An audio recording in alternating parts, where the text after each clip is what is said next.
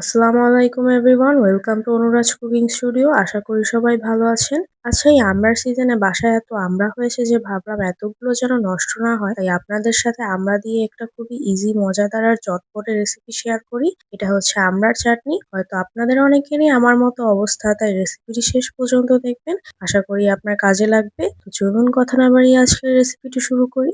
তো প্রথমে আমি এখানে ১ কেজি আমড়া ভালোভাবে ধুয়ে ছিলে নিয়েছি। তারপর একটা ছুরি দিয়ে পাতলা করে কেটে নিব।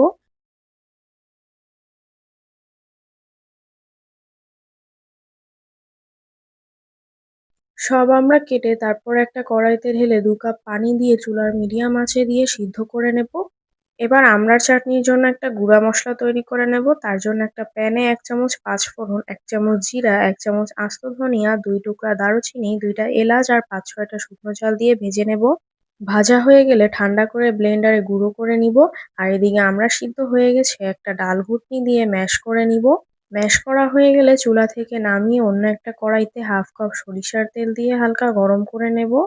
তারপর গরম তেলে ১ চামচ রসুন বাটা, ১ চামচ আদা বাটা আর ২ চামচ সাদা সরিষা বাটা দিয়ে ভেজে নেব। যখন মসলার কাঁচা গন্ধটা চলে যাবে তখন ১/২ কাপ গুড় দিয়ে আরও একটু ভেজে নেব। ভাজা হয়ে গেলে ম্যাশ করা আমড়াগুলো দিয়ে মসলার সাথে ভালোভাবে মিক্স করে নেব। আর আপনারা যদি আমড়ার অন্য কোনো রেসিপি চান তাহলে অবশ্যই কমেন্টে জানাবেন, আমি সেটাও করার ট্রাই করব। তো যাই হোক, এরপর আমড়ার ভিতর 1/4 কাপ তেঁতুলের কাপ দিয়ে আমড়ার সাথে ভালোভাবে মিক্স করে নেব। এবার ১ চামচ বিট লবণ, ১/২ চামচ রান্নার লবণ, গুঁড়া করা মসলা ২ চামচ আর ভাজা শুকনা ঝালের গুঁড়া ১ চামচ দিয়ে আমড়ার সাথে ভালোভাবে মিশিয়ে নিব। আমড়া যখন শুকিয়ে আসবে তখন ১ টেবিল চামচ ভিনেগার দিয়ে নেড়ে নেব। আর ভিনেগার দিলে আচার বা চাটনি অনেকদিন ভালো থাকে।